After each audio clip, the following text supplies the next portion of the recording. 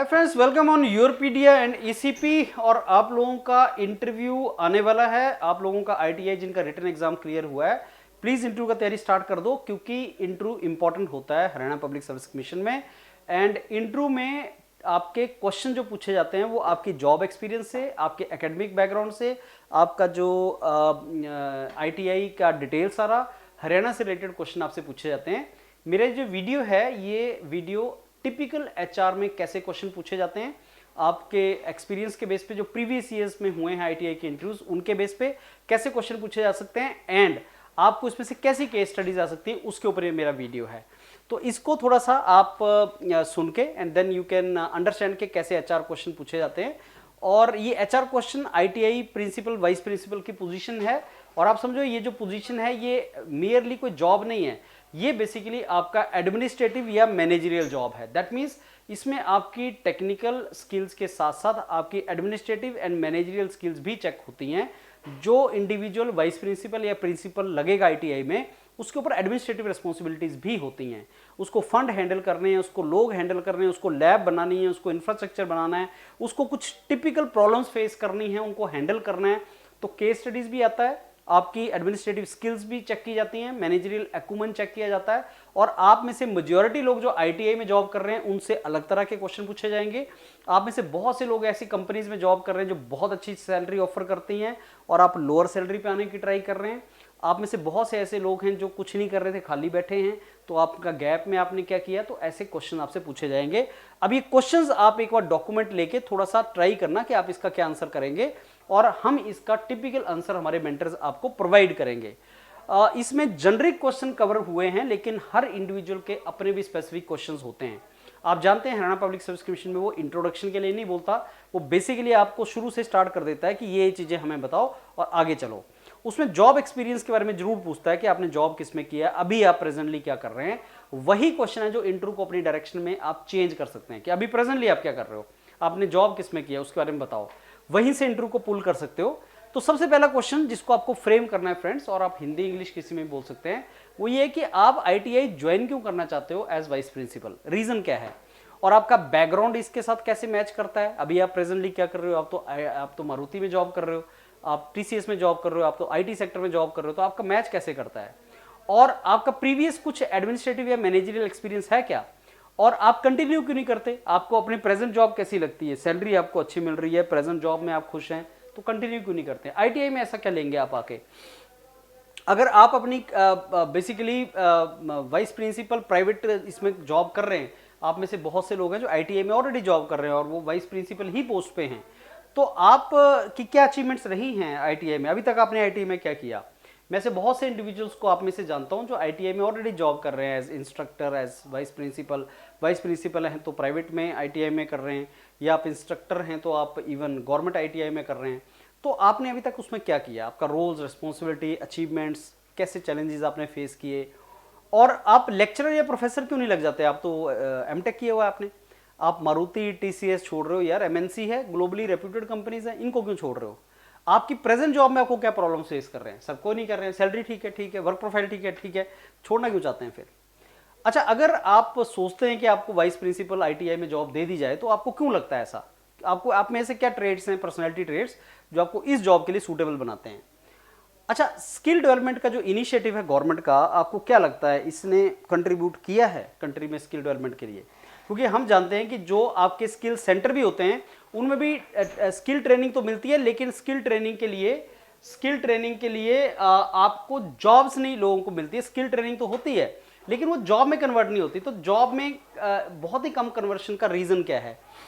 आप अपनी achievement, present job में अपनी अचीवमेंट्स बताओ, आपकी प्रेजेंट सैलरी क्या है, और आपकी प्रेजेंट सैलरी और डेजिग्नेशन जो है वो अभी इससे अच्छी है, तो आप क्यों उसमें ज्वाइन करना चाहते हैं।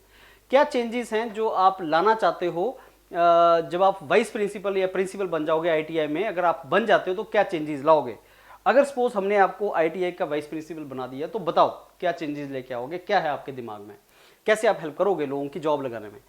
ऑलरेडी आईटीआई में काम कर रहे हैं, और अगर आप यहीं पे काम करते रहे, बहुत ज़्यादा इंपॉर्टेंट क्वेश्चन है और बहुत टिकलिश क्वेश्चन है।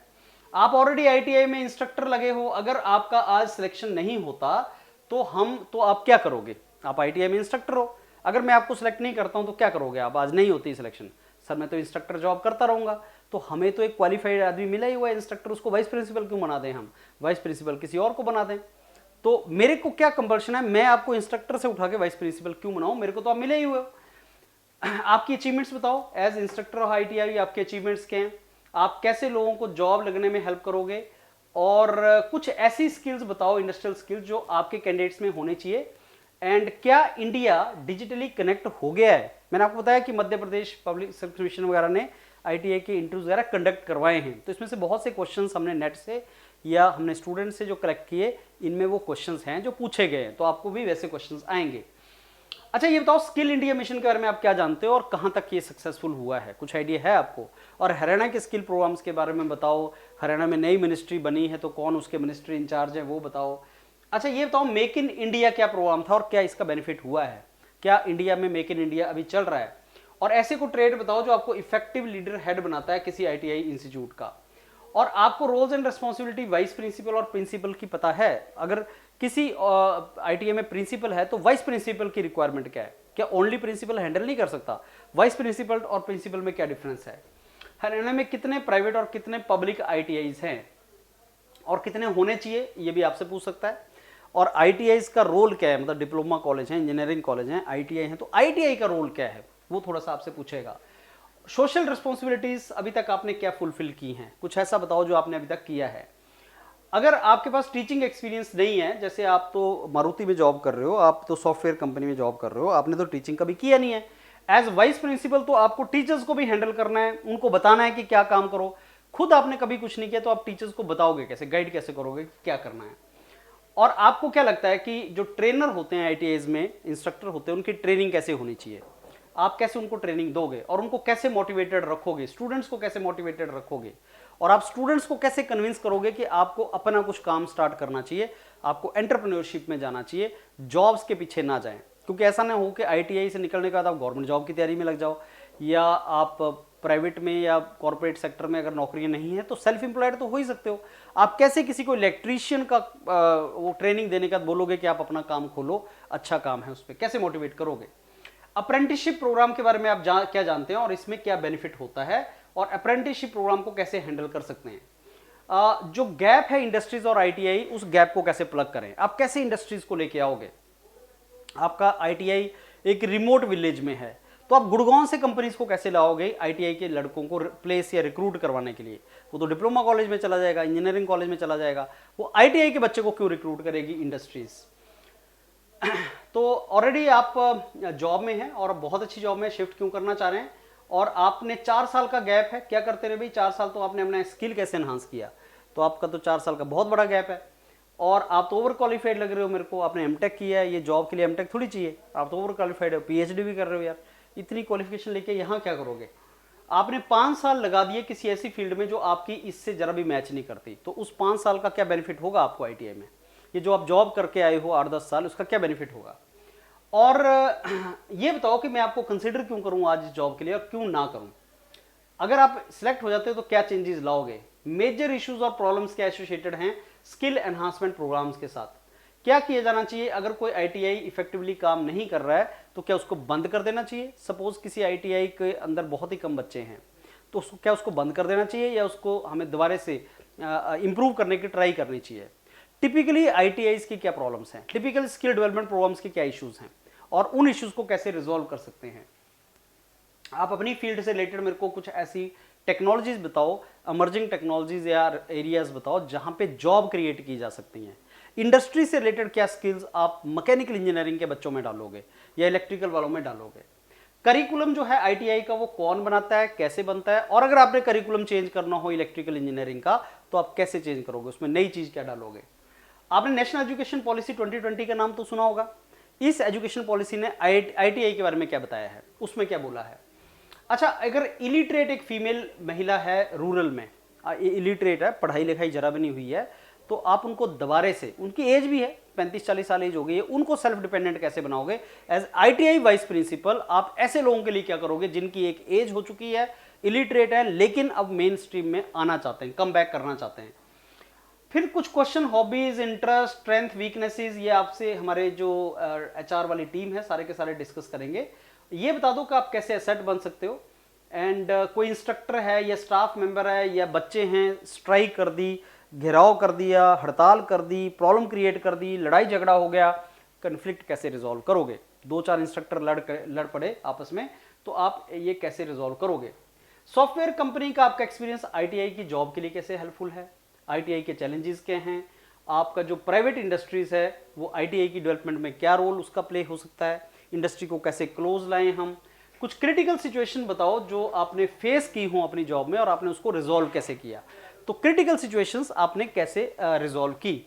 अगर आपको प्रिंसिपल बना दिया जाता है 1 वीक के लिए, तो क्या डिसीजन आप लोगे और कौन सी लैब एस्टेब्लिश करोगे आप, और उस लैब में आप क्या लगाओगे? आप सेल्फ हेल्प ग्रुप से क्या समझते हो और सेल्फ हेल्प ग्रुप का फायदा क्या है, और फीमेल की इंप्लॉयमेंट में इसका क्या रोल है?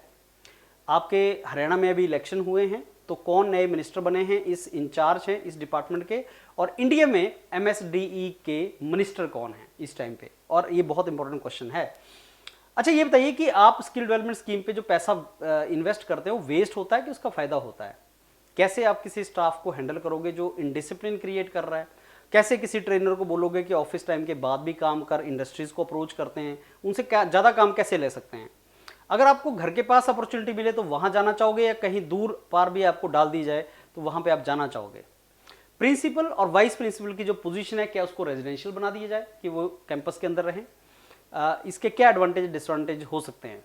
आईटीआई जो है वो क्या सोशल रिस्पॉन्सिबिलिटी फुलफिल कर सकती है लोकल विलेजेस के लिए?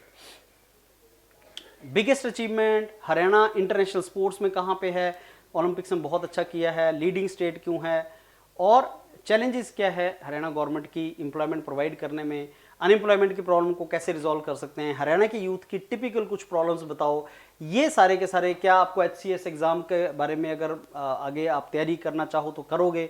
आप आईटीआई में वाइस प्रिंसिपल लग गए, यंग हो, अभी आपके पास टाइम है, 42 ईयर्स तक एचसीएस लिख सकते हो, तो जाना नहीं चाहोगे, आगे जाना नहीं चाहोगे आप?